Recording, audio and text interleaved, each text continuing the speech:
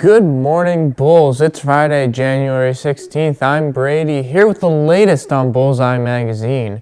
Are you a fan of the Beatles? We have more in today's deep dive. Have you ever asked a question, gotten an answer, but still wanted to know more? Us too. Welcome to Deep Dive, where we find a question And the answer? and go on a deep dive to learn more. This week's question is, who shot John Lennon? It was Mark David Chapman. Let's dive in. On December 8th of 1980, Mark David Chapman shot and killed the beloved Beatle John Lennon. He and his wife Yoko Ono were exiting their limo when Chapman shot him in the back 4 times in front of the Dakota apartment building. Chapman was then sentenced to 20 years life. The irony of this is, John Lennon signed an autograph on his Double Fantasy album for Mark David Chapman just hours before the fatal blows. Chapman waited outside their building for him to return. Chapman was, let's just say, one with a troubled mind. After repeatedly toying with the idea of killing John Lennon, he admitted to his wife that he was obsessed with actually killing him, but he was never checked out by any psychiatrists or any other medical professionals. His motives? Yes, his motives. A commissioner asked Chapman why he wanted to kill John Lennon. Chapman said, to be famous, to be something I wasn't. He believed John Lennon to be a phony or a hypocrite because he would sing about peace and love but do nothing to make a change in the world. 45 years later, and Chapman still remains behind bars in the Green Haven Correctional Facility located in New York. His latest parole was in February, where he was denied parole for the 14th time. His next time in court isn't until February of 2027. So there you have it. Mark David Chapman is the man responsible for killing John Lennon, singer of Imagine and countless other tunes. As sad as this edition was, we hope you learned something new. I'm Kylie. And I'm Maddie. See you next show. I think we all can say here that we are all freezing here in Manatee County, but will it stay this way over the weekend? Good morning, Bulls. Let's find out. Good morning, Bulls. Jasmine here with your weather forecast. As we look across the nation, winter's snow machine continues for the Northeast and the Great Lakes this week, and we are now feeling those effects here in the Sunshine State. In fact, our state capital will have temperatures down into the 30s and possibly the 20s. The Arctic blast is bringing freezing temperatures, including a freeze warning for tonight in Manatee County. Make sure to keep warm in the cover and/or bring in any plants at risk inside for the night. Today's weather is a high of 57 with a low of 36. We did have rain early this morning, but we will have sunshine through the rest of the day. Into the weekend, on Saturday, there is a high of 69 with a low of 46. And on Sunday, there is a high of 58 with a low of 39. There will also be a small chance of rain to wrap up the weekend. I hope you guys have a good time, and I'll see you guys next time. Go Bulls! I think it's safe to say that young adults always have the best hot takes, so now let's take a look at your hallway hot takes. Good morning, everyone. My name's Layla, and welcome to this week's edition of Hallway Hot Takes.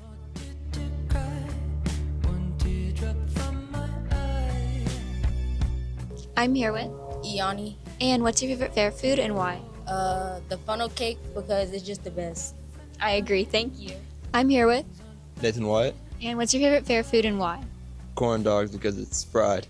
Okay, thank you. I'm here with Samuel Wyatt. And what is your favorite fair food and why? My favorite fair food is fried Oreos because I love fried food and I love Oreos. Perfect, thank you. I'm here with Riley. And what's your favorite fair food and why? I'd have to say like fries or something because I think anything like deep fried or like the deep fried Oreos, the churros, they're just nasty. So, Yeah, thank you. Now let's throw it over to Court Vision, your parish top 3, and more about national sports in and around the nation. What is up, Bulls? Welcome back to the Sports Corner. I'm Jesus Piguez, and I bring on to you the Slam Cam, where we give you the latest hits and highlights and maybe even satisfying dunks of the NBA. Let's go check them out.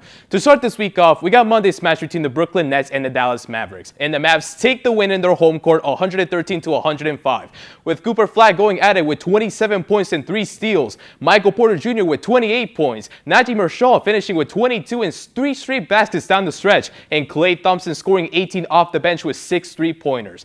The Mavs came out with the win once again as he originally beat the Nets 119 to 111 on December 12th in Dallas, with 23 lead changes and 16 ties, whereas this Monday's game resulted in only 1 lead change and 1 tie.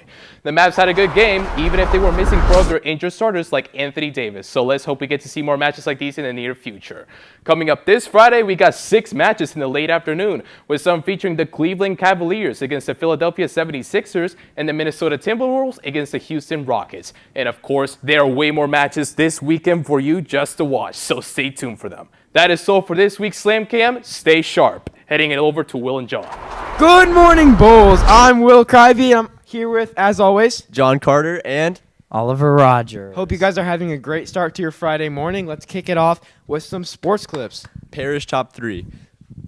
All right, we got Jawan Jennings to Christian McCaffrey. I really can't believe the Super Bowl winners from last year are out first round of the playoff season. Absolutely baffles me. But the 49ers, they honestly deserve it. They've been working hard. You know, they've been in Super Bowls the past 5 years and just haven't gotten it yet.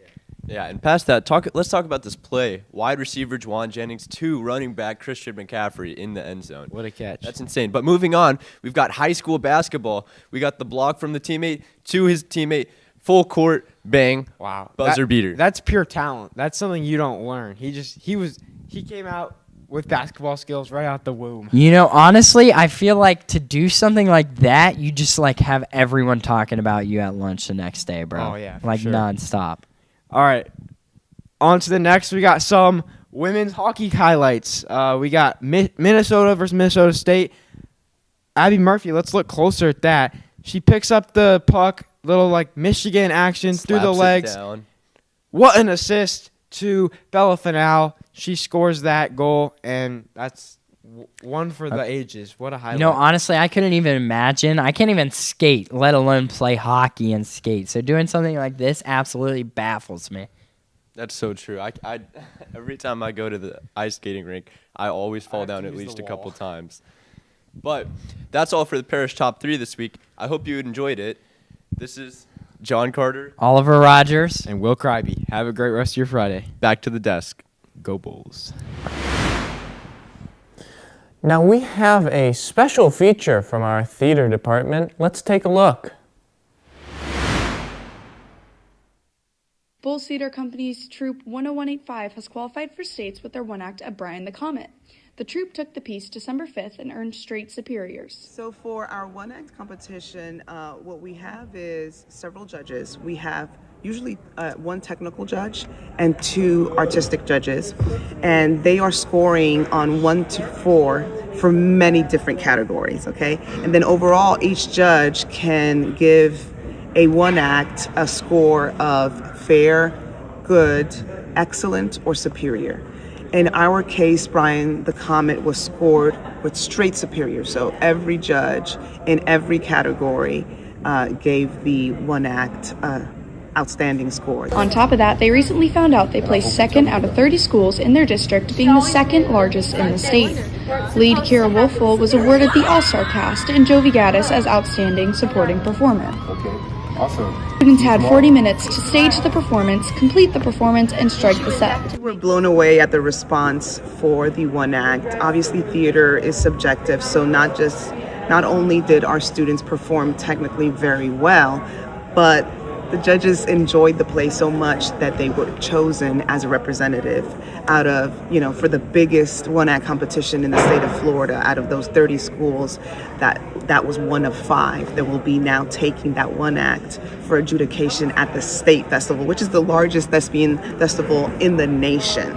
Bravo, Troop 10185. We are so proud of you and wish you the best at states. Don't forget that we don't have school on Monday for Martin Luther King Jr. Day. We'll be back on Tuesday. Make sure to follow us on our Instagram and like our YouTube page. If you'd like something aired, send us an email at pchstvproduction@gmail.com. Have a great Friday, and as always, go Bulls!